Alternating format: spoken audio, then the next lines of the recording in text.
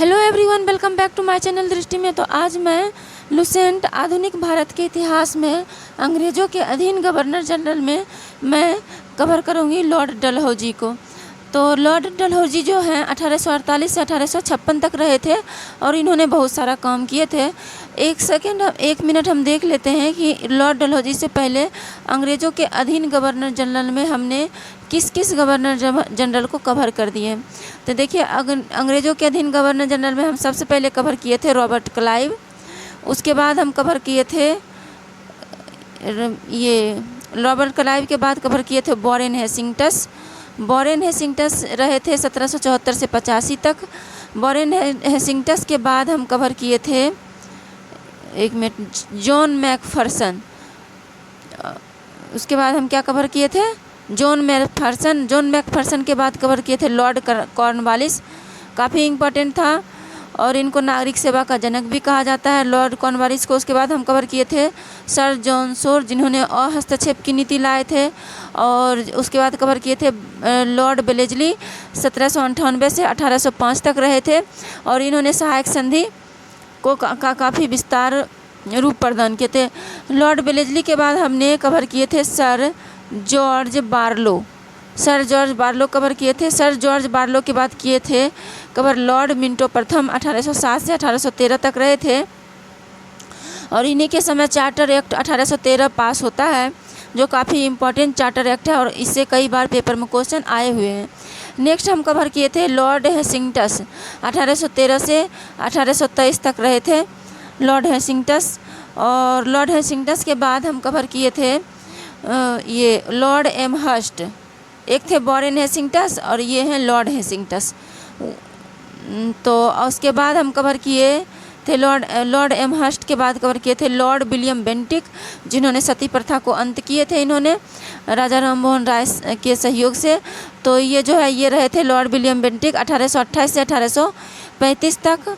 और Lord William Bentinck के बाद हम कवर कर लिए थे चार्ल्स मेटकॉफ। इन्हें प्रेस का मुक्तिदाता कहा जाता है, ये चार्ल्स मेटकॉफ के बाद कवर किए थे लॉर्ड ऑकलैंड, 1836 से 42 तक रहे थे। उसके बाद कवर किए थे लॉर्ड एलनबरो, 1842 से 1844 तक रहे थे। और फिर उनके बाद कवर किए थे लॉर्ड हार्डिंग, ये रहे थे 1844 से 1848 तक। और अब हम कवर करने जा रहे हैं लॉर्ड डलहौजी, VVI है, काफ़ी इम्पोर्टेंट है। इनके समय में जो इन्होंने व्यक्तिगत सिद्धांत लाए थे और झांसी की रानी इन्हीं के समय में लड़ी थी। तो देखिए क्या है लॉर्ड डलहौजी, एक मिनट। लॉर्ड डलहौजी द्वितीय आंग्ल सिख युद्ध 1848 से 1849 ईस्वी तथा पंजाब का ब्रिटिश शासन में विलय 29 मार्च 1849 ईस्वी को हुआ। तो ये जो है पूछा जा सकता है कि द्वितीय आंग्ल सिख युद्ध कब से कब तक हुआ, तो 1848 से 1849। और पंजाब का ब्रिटिश राज में विलय कब हुआ, तो 29 मार्च 1849 को पंजाब का ब्रिटिश राज में विलय कर लिया गया। नेक्स्ट है जगत प्रसिद्ध सिख राज्य का प्रसिद्ध हीरा कोहिनूर महारानी विक्टोरिया को भेज दिया गया। और इसी के समय जो उनके पास राजा रंजीत के पास जो था जो पूरे वर्ल्ड में प्रसिद्ध था कोहिनूर हीरा, तो ये महारानी विक्टोरिया को भेज दिया जाता है। आगे है द्वितीय आंग्ल सिख युद्ध के दौरान 3 युद्ध लड़े गए। प्रथम रामनगर का युद्ध, तो पूछा जाएगा कि रामनगर का युद्ध किससे संबंधित है, तो आंग्ल सिख युद्ध से ही संबंधित है।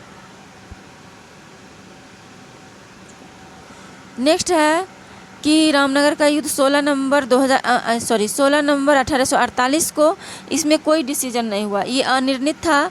दूसरा युद्ध हुआ चिलियावाला का युद्ध 13 जनवरी 1849 को, ये भी अनिर्णित था, इसमें भी कोई डिसीजन नहीं लिया गया। लेकिन तीसरा युद्ध गुजरात में हुआ चिनाब नदी के किनारे और 12 मार्च 1849 को हुआ, जिसमें सिख बुरी तरह से पराजित हो गए। और इसमें सिख क्या हो जाते हैं? पराजित हो जाते हैं। नेक्स्ट है द्वितीय आंग्ल बर्मा युद्ध और 1852 ईस्वी में लोअर बर्मा एवं पीगू को अंग्रेजी राज में मिला लिया गया। तो ये भी पूछा जा सकता है कि बर्मा को कब अंग्रेजी राज में मिलाया गया, तो 1852 में। डलहौजी ने सिक्किम पर 2 अंग्रेज डॉक्टरों के साथ दुर्व्यवहार का आरोप लगाकर सन 1850 में उस पर अधिकार कर लिया। और डलहौजी जो है सिक्किम को कैसे अपने अंदर कर लेता है, तो 2 डॉक्टर के साथ दुर्व्यवहार का आरोप लगाता है कि सिक्किम के लोगों ने अंग्रेजी डॉक्टर के साथ, इंग्लिश डॉक्टर के साथ दुर्व्यवहार किया है, और इसीलिए जो है 1850 में उन पर दुर्व्यवहार का आरोप लगा करके सिक्किम को अपने अंदर कर लेता है डलहौजी। आगे 1852 में एक इनाम कमीशन की स्थापना की गई। इसका उद्देश्य भूमिकर रहित जागीरों का पता करके उन्हें छीनना था। तो काफ़ी इम्पोर्टेंट है, पूछता है अक्सर पेपर में कि इनाम कमीशन किससे संबंधित है।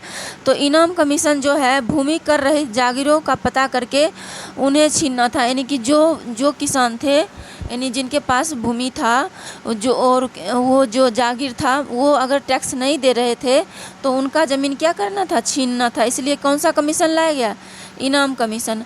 और 1852 में इनाम कमीशन की स्थापना की गई। तो ये इम्पोर्टेंट हो जाता है, पूछा जाएगा इनाम कमीशन किससे संबंधित है, तो वैसे जागीरों की पहचान करना और उनसे ज़मीन छीनना जो टैक्स नहीं दे रहे थे। और ये कब आया था, 1852 में। नेक्स्ट है डलहौजी का शासनकाल उसके व्यक्तिगत सिद्धांत डॉक्ट्रिन ऑफ लैप्स के कारण अधिक याद किया जाता है। हाँ, डलहौजी ने डॉक्ट्रिन ऑफ लैप्स का सिद्धांत लाए थे, यानी व्यक्तिगत का सिद्धांत।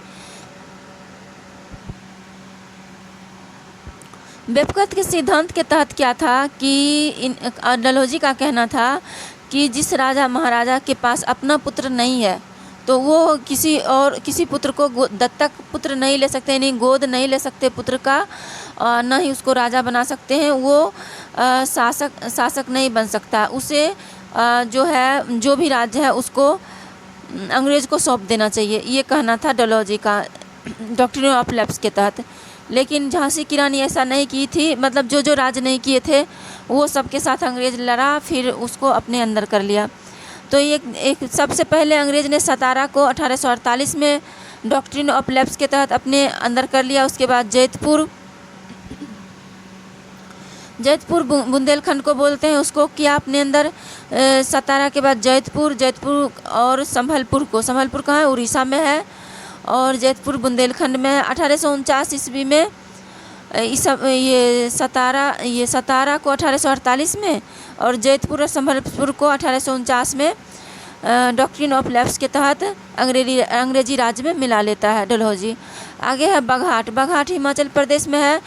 इसको है डलहौजी ने 1850 में मिलाया अंग्रेजी राज्य में। उदयपुर मध्य प्रदेश में है, इसको 1852 में मिलाया। झांसी को मिला लिया इसने 1853 में, और नागपुर को मिला लिया इसने 1854 को। तो इस तरह से सबको जो है कुछ राज्य को ये अपने अंदर डॉक्ट्रिन ऑफ लैप्स के तहत अपने अंदर मिला लेता है। नेक्स्ट है 1856 में अवध को कुशासन का आरोप लगाकर अंग्रेजी राज्य में मिला लिया गया। इतना ही नहीं, डलहौजी जो है अवध यानी उत्तर प्रदेश पर कुशासन का आरोप लगाता है, यानी कि कहता है कि वहाँ के राजा सही ढंग से राज नहीं चला रहे हैं, और उस पर कुशासन का आरोप लगाकर अपने अंदर कर लेता है उत्तर प्रदेश को। उस समय अवध का नवाब वाजिद अली शाह था, और जिस समय डलहौजी ने अवध को अपने अंदर किया था उस समय अवध के जो नवाब थे वाजिद अली शाह थे।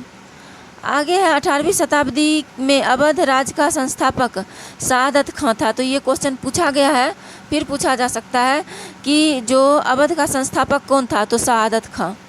नेक्स्ट 1856 में इसने तोपखाने के मुख्यालय को कलकत्ता से मेरठ हस्तांतरित किया। और जो है ये डलहौजी की बात हो रहा है यहाँ पे कि डलहौजी ने क्या करता है 1856 में तोपखाना का मुख्यालय जो कलकत्ता में था, तो कलकत्ता से कहाँ ले गया, मेरठ ले गया, और सेना का मुख्यालय शिमला में स्थापित किया। शिमला कहाँ, हिमाचल प्रदेश में।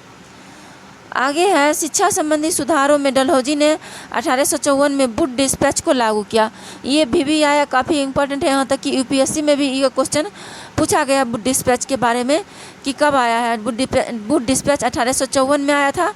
हाँ, डलहौजी ने लाया था, तो हाँ डलहौजी के समय ही आया था। और इसके अनुसार जिलों में एंग्लो वर्नाकुलर स्कूल और प्रमुख नगरों में सरकारी कॉलेजों तथा 1857 में तीनों प्रेसिडेंसियों कलकत्ता, मद्रास एवं बम्बई में एक एक विश्वविद्यालय स्थापित किए गए और साथ ही प्रत्येक प्रदेश में एक शिक्षा निदेशक नियुक्त किया गया। अब डलहौजी क्या करते हैं, गुड डिस्पैच लाते हैं शिक्षा में सुधार के लिए और एंग्लो बर्नाकुलर स्कूल खोलते हैं। ये यानी कि अंग्रेजी भी पढ़ाया जाएगा और बर्नाकुलर मतलब देसी शिक्षा भी उसमें दी जाएगी। प्रमुख नगरों में सरकारी कॉलेज खोलते हैं, जो बड़े बड़े नगर होते हैं उसमें सरकारी कॉलेज खोलते हैं। 1857 में तीनों प्रेसिडेंसियों कलकत्ता, मद्रास एवं बम्बई में एक एक विश्वविद्यालय स्थापित किए और जो 3 प्रेसिडेंसी है कलकत्ता, मद्रास और बम्बई, तीनों में एक एक विश्वविद्यालय स्थापित करते हैं और साथ ही प्रत्येक प्रदेश में एक शिक्षा निदेशक नियुक्त किया और तीनों जगह एक शिक्षा निदेशक नियुक्त करते हैं। कौन? डलहौजी। डलहौजी को भारत में रेलवे का जनक माना जाता है। इसी समय भारत में पहली बार 16 अप्रैल 1853 ईस्वी में बम्बई से थाने के बीच 34 किलोमीटर तक प्रथम रेल चलाई गई थी। तो प्रथम रेल कब चलाई गई थी? 16 अप्रैल 1853 को। कहाँ से कहाँ तक? बम्बई से थाने तक। किसके समय में? डलहौजी के समय में। तो ये भी क्वेश्चन आता है कि पहली बार रेल किस गवर्नर के समय, गवर्नर जनरल के समय चलाई गई थी? तो डलहौजी के समय। कब चलाई गई थी? 16 अप्रैल 1853 को। आगे है सन 1854 में नया पोस्ट ऑफिस एक्ट पारित हुआ और भारत में पहली बार डाक टिकट का प्रचलन प्रारंभ हुआ। और जो है 1854 में पूछा जाएगा कि सबसे पहले कब पोस्ट एक्ट पारित हुआ, पोस्ट ऑफिस एक्ट, तो 1854 में, और पहली बार डाक टिकट का प्रचलन भी 1854 में हुआ। नेक्स्ट है, इसने पृथक रूप से भारत की पहली बार सार्वजनिक निर्माण विभाग की स्थापना की और डलहौजी ने अलग से एक सार्वजनिक निर्माण विभाग की भी स्थापना करता है। इसने सन 1854 में एक स्वतंत्र विभाग के रूप में लोक सेवा विभाग की स्थापना की। तो पूछा जाएगा कि लोक सेवा विभाग की स्थापना कौन करते हैं? तो डलहौजी ने। कब करते हैं? 1854 में। आगे है, डलहौजी के समय में ही 1853 में कलकत्ता एवं आगरा के बीच पहली बार बिजली से संचालित तार सेवा शुरू हुई। तो ये पूछा जाएगा किसके समय में कलकत्ता एवं आगरा के बीच पहली बार बिजली से संचालित तार सेवा शुरू हुई? तो डलहौजी के समय ही। नेक्स्ट है, इसने शिमला को ग्रीष्मकालीन राजधानी बनाया और शिमला को मतलब गर्मी के दिनों में ये लोग कहाँ चले जाते थे? शिमला चले जाते थे, क्योंकि वहाँ कम गर्मी रहती थी। तो शिमला को ग्रीष्मकालीन राजधानी बनाते हैं डलहौजी। 1853 के चार्टर एक्ट के द्वारा कंपनी के संचालक मंडल से कंपनी के प्रशासनिक अधिकारियों की नियुक्ति का अधिकार वापस ले लिया गया। और क्या होता है, 1853 के चार्टर एक्ट जब पास होता है तो कंपनी के जो प्रशासनिक अधिकारी मतलब कि कंपनी के जो प्रशासनिक अधिकारी की नियुक्ति का अधिकार वापस ले लिया गया। किसके? कंपनी के संचालक मंडल से। जो कंपनी के संचालक मंडल जो थे वही कंपनी में अधिकारी, प्रशासनिक अधिकारी नियुक्त करते थे।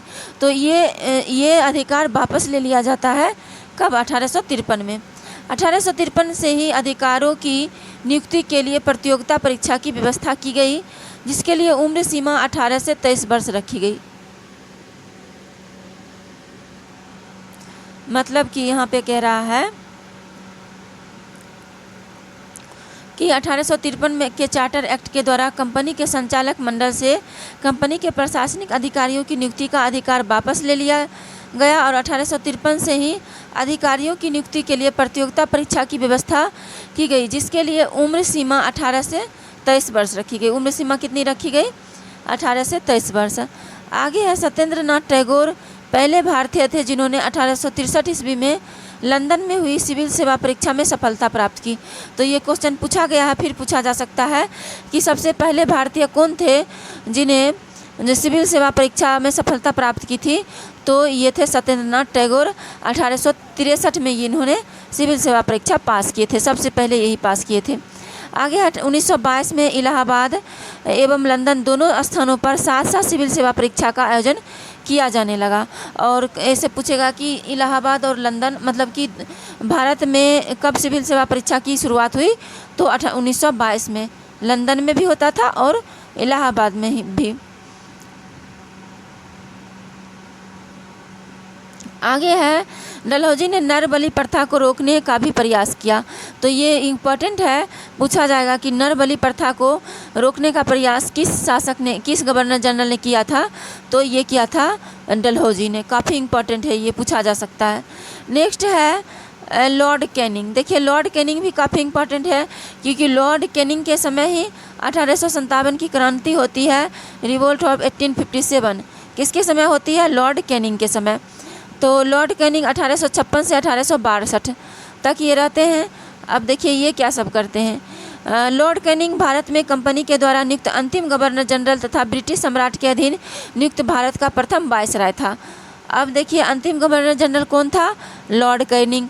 पहला गवर्नर जनरल कौन था? Warren Hastings. और ये जो है, और ये ब्रिटिश सम्राट के अधीन नियुक्त प्रथम वायसराय है। प्रथम वायसराय और अंतिम गवर्नर जनरल कौन है?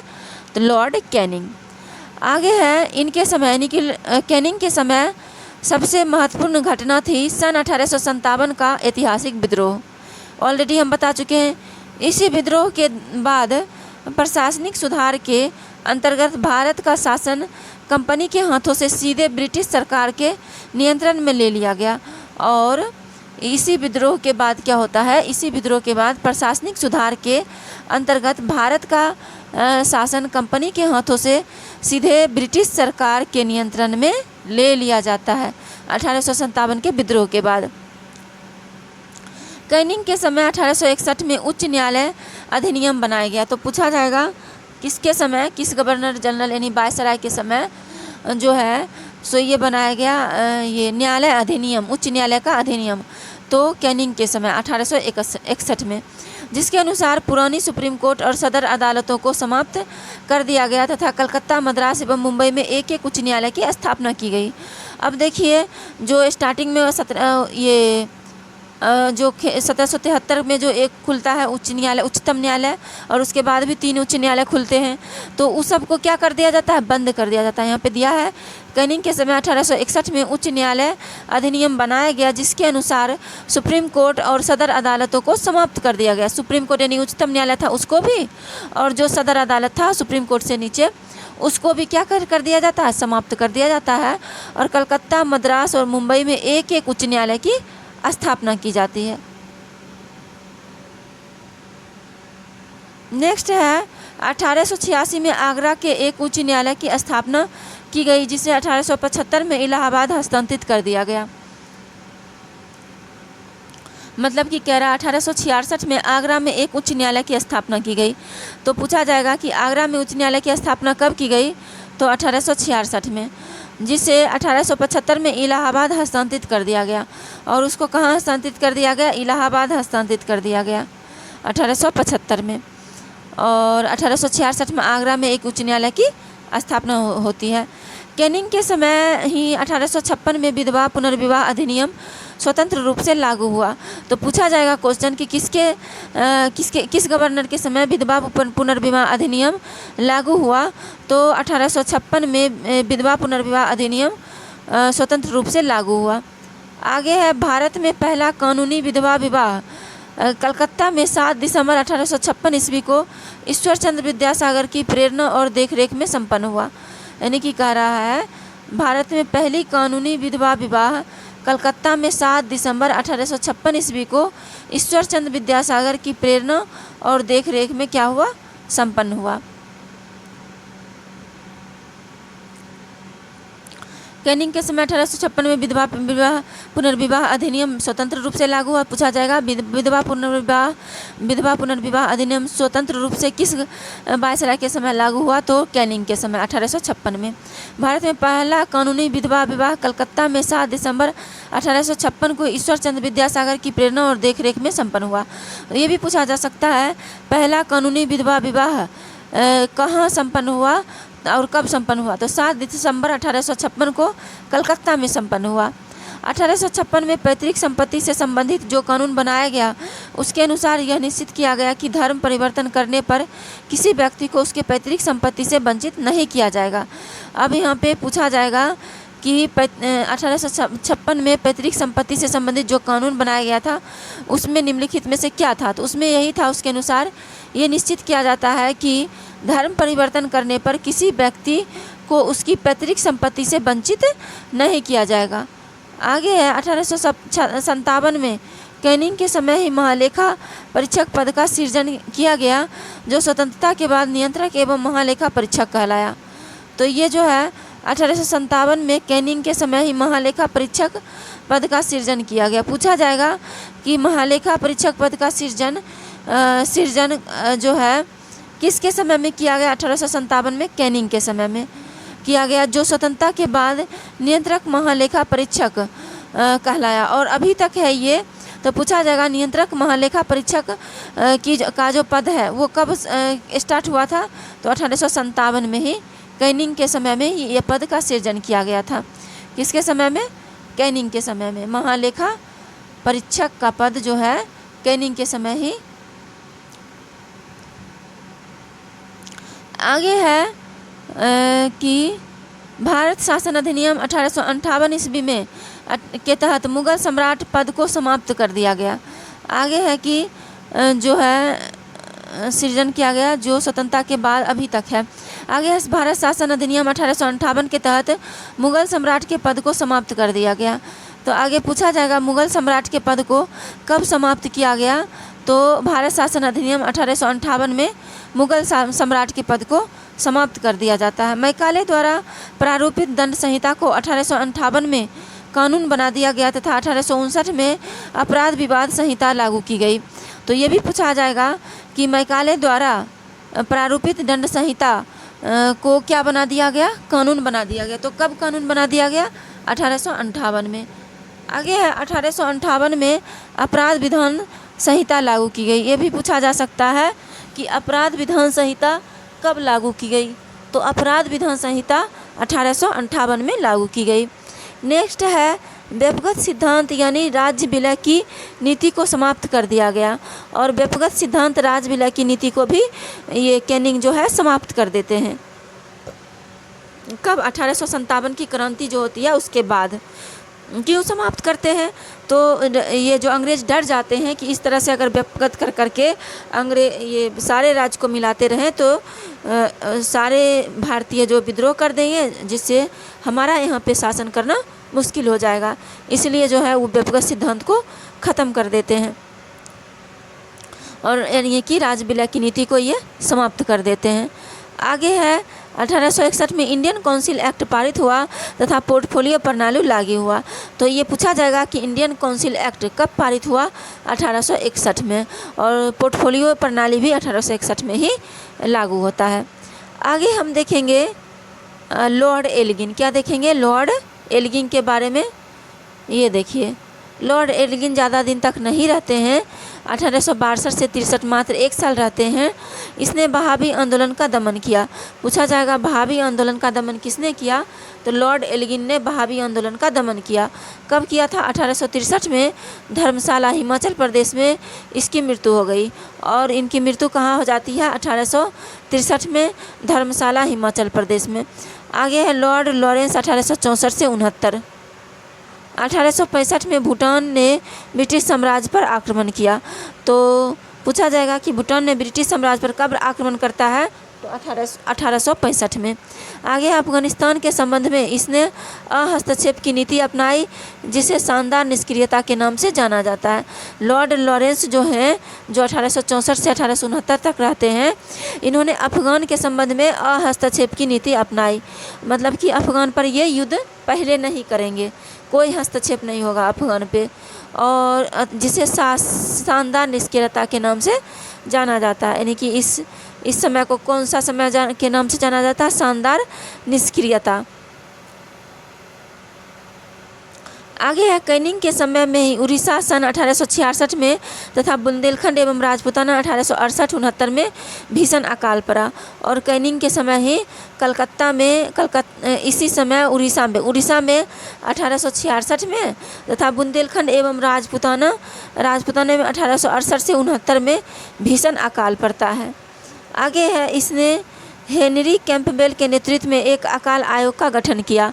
तो पूछा जाएगा कि कैनिंग ने किसके नेतृत्व में एक अकाल आयोग का गठन किया? तो हेनरी कैंपबेल के नेतृत्व में। कब किया गठन? तो ये हेनरी कैम्पबेल के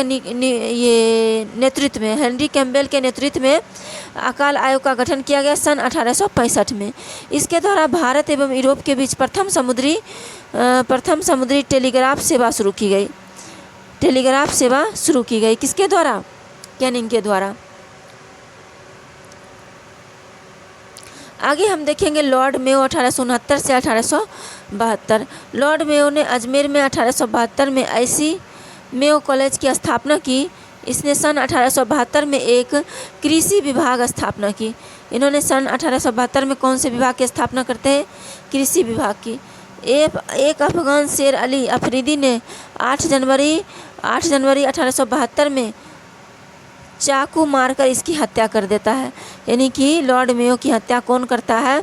तो एक अफगान शेर होता है जिसका नाम अफरीदी होता है और चाकू मारकर ये हत्या कर देता है।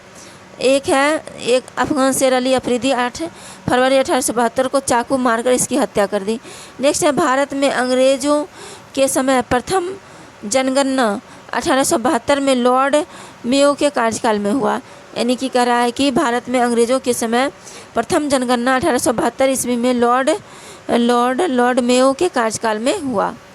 आगे है लॉर्ड नॉर्थब्रुक 1842 से 1876। तो आगे यहाँ पे देखिए 1842 से 1876। इसके समय में बंगाल में भयानक अकाल पड़ा और लॉर्ड नॉर्थब्रुक के समय ही बंगाल में भयानक क्या पड़ता है? अकाल पड़ता है। बंगाल में भयानक अकाल पड़ा। इसने बड़ौदा के मल्हार राव गायकवाड़ को भ्रष्टाचार के आरोप में पदच्युत कर मद्रास भेज दिया। और इसने जो है बड़ौदा के महाराजा गायकवाड़ पर भ्रष्टाचार का आरोप लगा करके पदच्युत कर मद्रास भेज देते हैं। नेक्स्ट है लॉर्ड नॉर्थब्रुक ने यह घोषणा की, मेरा उद्देश्य करों को हटाना तथा अनावश्यक वैधानिक कार्रवाइयों को बंद करना है। लॉर्ड नॉर्थब्रुक ने यह घोषणा किया कि जो उसका उद्देश्य है कि मतलब लॉर्ड नॉर्थब्रुक का उद्देश्य है कि करों को हटाना तथा अनावश्यक वैधानिक कार्रवाइयों को बंद करना है। पंजाब के प्रसिद्ध कुका आंदोलन इसी के समय हुआ। पूछा जाएगा क्वेश्चन, कुका आंदोलन किसके समय हुआ? तो लॉर्ड नॉर्थब्रुक के समय। लॉर्ड नॉर्थब्रुक के समय ही में सुएज नहर खुल जाने से भारत एवं ब्रिटेन के बीच व्यापार में वृद्धि हुई। इतना ही नहीं, इसी के समय सुएज नहर खुल जाने से भारत एवं ब्रिटेन के बीच व्यापार में क्या होती है? वृद्धि होती है। नेक्स्ट हम देखेंगे लॉर्ड लिट्टन को देखेंगे। 1 मिनट, हम लॉर्ड लिट्टन को नेक्स्ट वीडियो में कवर करेंगे। तब तक के लिए आज के लिए इतना ही। तब तक के लिए थैंक यू सो मच।